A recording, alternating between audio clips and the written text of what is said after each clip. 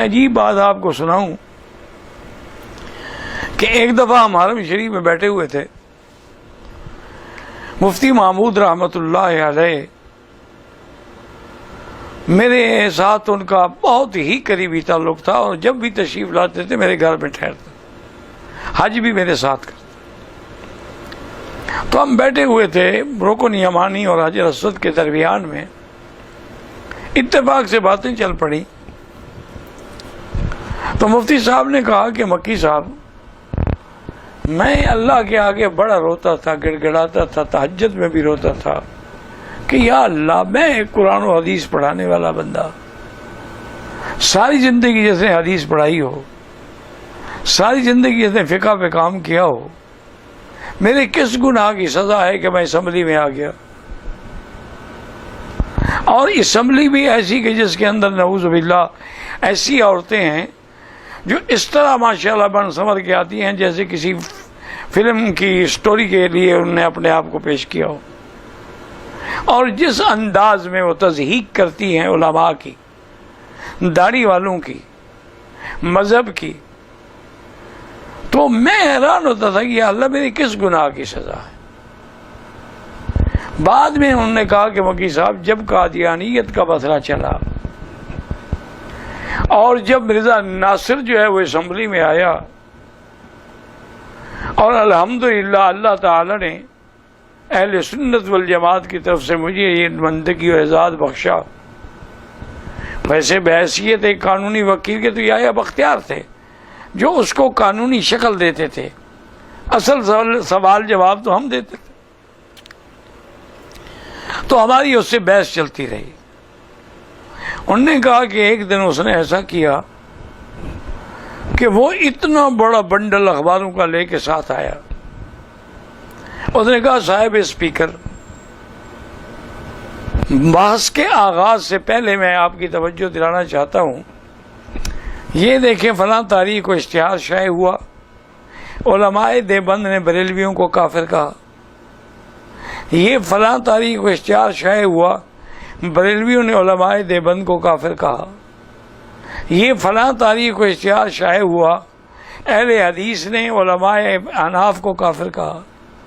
اور یہ اس طرح اس نے سارے وہ اشتہارات جو تھے وہ پیش کیے۔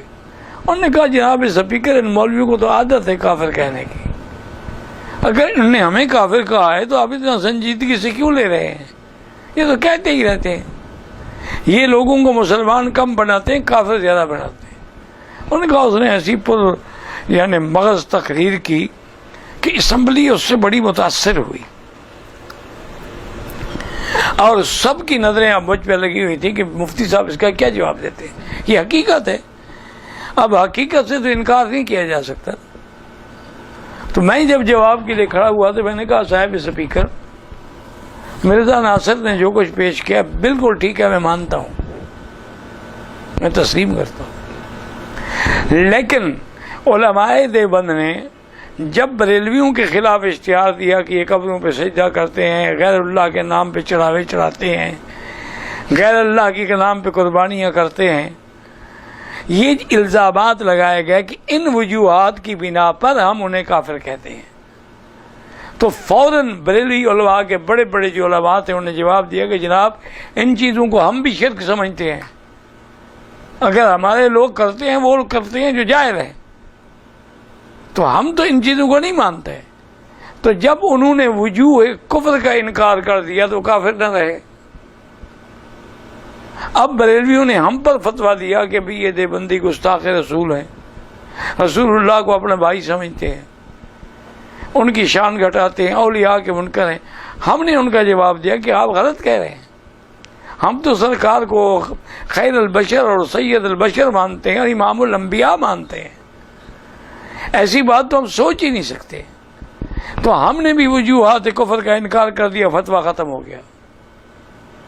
مرزا صاحب، آپ پر جو کفر کا فتویٰ لگا ہے کہ آپ نے مہدویت کا،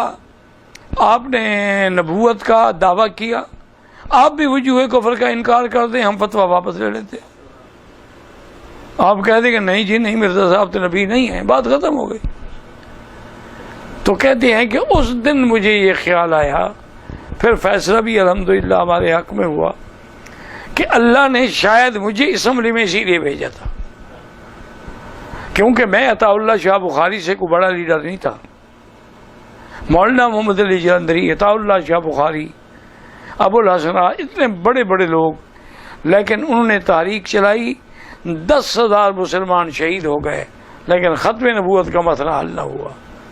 اور ہمارے دور میں کسی کو تھپڑ بھی نہیں لگا اور ختم نبوت کا مسئلہ حل ہو گیا.